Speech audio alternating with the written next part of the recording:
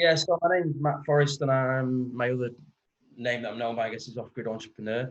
Um, Various different businesses, and also metaphysics, and also book writer, screenplay writer, music producer. So wear quite a lot of hats. And really, the show was of interest because the science aspect has obviously been done to death and has left quite big gaps. And the kind of subject matter that you're into, from NDEs to whatever, kind of neatly link in with like the spirituality unification with science. So that was what kind of drew me towards what you do with your show, really. Mm. I wouldn't exactly call it a show because it's not very popular, but it's Right. more it's a kind of a research thing for me mainly. But anybody else that's interested, that's why I share it. But Yeah, that makes sense. yeah, Cool. so yeah, I mean you're as you say an entrepreneur, you've done many different things, but you're interested in okay, what's your book's called that you wrote, The Meaning of Life? Yeah, so it's a series that's the meaning of life being the main one. So there's when the black dog is barking up the right tree is the first, then up the rabbit hole rather than down the rabbit Mm. hole, being symbolic of the fact that down the rabbit hole implies you going into a different reality, whereas I would argue that coming up the rabbit hole is where we are actually, is kind of the rabbit hole world, and that there's a more authentic one where we would deem that as down the rabbit hole. Then there is the simple truth, which is basically a version which is more accessible to the general public because it's less scientific. So the pitch really level of the first two books is, I guess, kind of a brief history of time kind of level. So it is accessible. The mathematics is in book two, but on the whole, it's fairly accessible, even though it's fairly scientific and highly logical. And then beyond that, there's Off-Grid Entrepreneur, which links in with the same brand because it's not just about making money, it's about the lifestyle thing, about potential spirituality. No point in being rich if you're not happy, that kind of thing. And then there's other stuff with memes and whatever. So they're kind of like a series. Hmm. That's and that, the books actually link in with the business and the business ethos and the branding and what spins from there. So it's not kind of random. They kind of do fit together. So. Mm. And their purpose is to kind of give people your theory of everything Yeah, the generally. idea being that there's been a flaw in science based on methodological naturalism, which basically means there's a ring fence around the idea that there's a potentiality for some force beyond randomness and that actually directs nature, if you like. And they've made an automatic assumption that that isn't the case. So even if evidence arises that that looks like it is the case, then that has to be dismissed on the basis of how science is structured, which is obviously fairly arrogant because science being science, they should really just be looking at the evidence and Mm. looking at on Yeah, by the scientific, etc. So there should be yeah. themselves. I mean, the problem with science is we do need to make some suppositions in order to kind of operate, but it's, as you say, it's when evidence comes about to go against that. I mean, one of the big suppositions, of course, is that the brain creates consciousness. That's nothing but a supposition, but it works pretty well for our day-to-day life until some of these enormous experiences come out, and then, as you say, they're generally ignored or disregarded. So it's kind of getting beneath that strong supposition to get people to actually begin to look at this sort of thing. Yeah, the beauty is though, which I think hopefully is one of its unique aspects, is that quite often there is quite a lot, well, substantial amount of evidence that consciousness there's a primacy of consciousness and it's not in fact emergent. But that comes through things like NDEs, through altered states of consciousness, through drugs or whatever. But they're first person experiences. So therefore, they're deemed by science as anecdotal. The point being is that the book method actually takes a look at the two aspects that are fundamental that break that problem. One of them is nothing new, really. It was Rene Descartes, which is the I think, therefore I am, or perhaps more aptly, I am conscious, therefore I'm aware also of the fact that there are limitations on my, on linear time and whatever. But so basically, I think, therefore I am. So there being a conscious awareness of being conscious, which fundamentally is difficult to discard, even if you consider like a zombie scenario or whatever. it has a fundamental realness about that, even if it's a brain in a vat, and that everything else is completely manipulated matrix land, then at least the actual individual point of consciousness perspective and the kind of the what's the word, the situation where there is an observer, if you like, yeah, that's the word, observer, is a truism.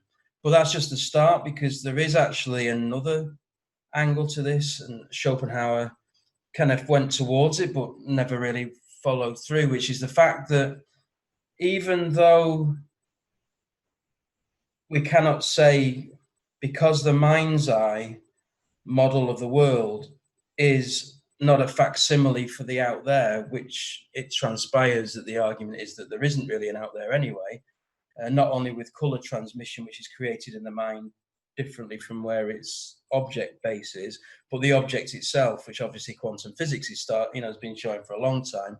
But the point is that there is one pattern that is very important, which is the fact there is an absolute massive stance against randomness, not just an improbable sequence of non-randomness. So an ant, for example, just its very living of moving across and having an intent, albeit that it doesn't understand its own intent, but that's not the point. It is taking a very specific stance against randomness.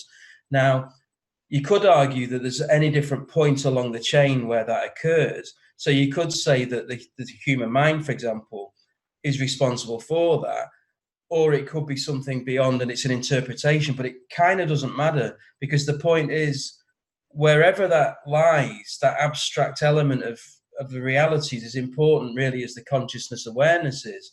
And therefore, there is a signature of order and therefore an underlying intelligence.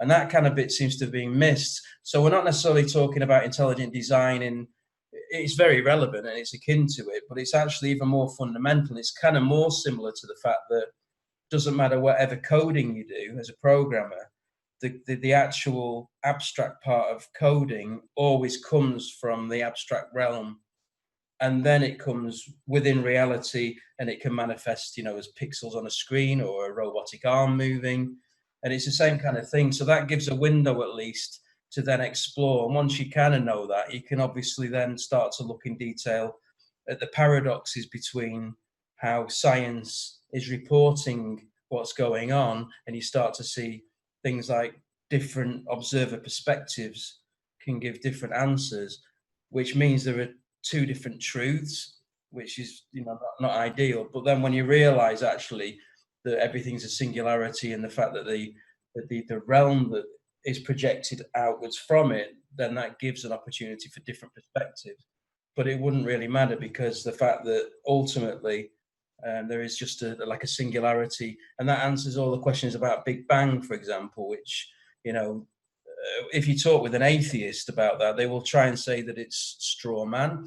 If you try and put forward there's 2+ trillion galaxies, of which maybe an average of 100 billion stars, I should say, and all this came from a single point of nothingness that resided for any given time and had no reason to come about.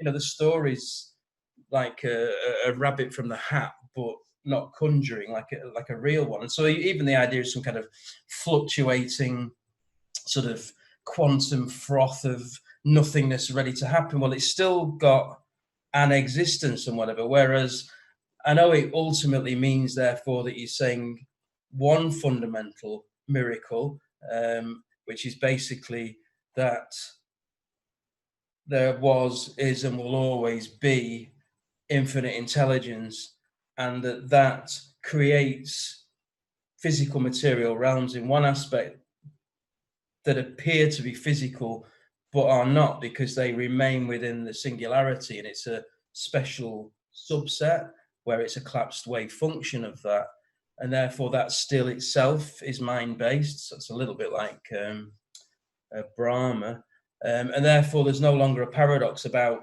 something coming from nothing, because it actually isn't really. So like that's kind of the line of thinking where all this can stem from, the fundamental recognition of the fact there is something which is embedded, which is a big stance against randomness, and that goes all the way across evolutionary biology, whether it be sexual selection or natural selection. So essentially, there's a lot there to take in. So essentially, that there is some kind of, what we're saying is there's some kind of intelligence at the base of reality. Is kind Indeed, of what I'm yeah. getting from it. What I would say actually is that there is intelligence and intent, you would call it, because it's purified and therefore it's a oneness, that oneness can be defined as love also.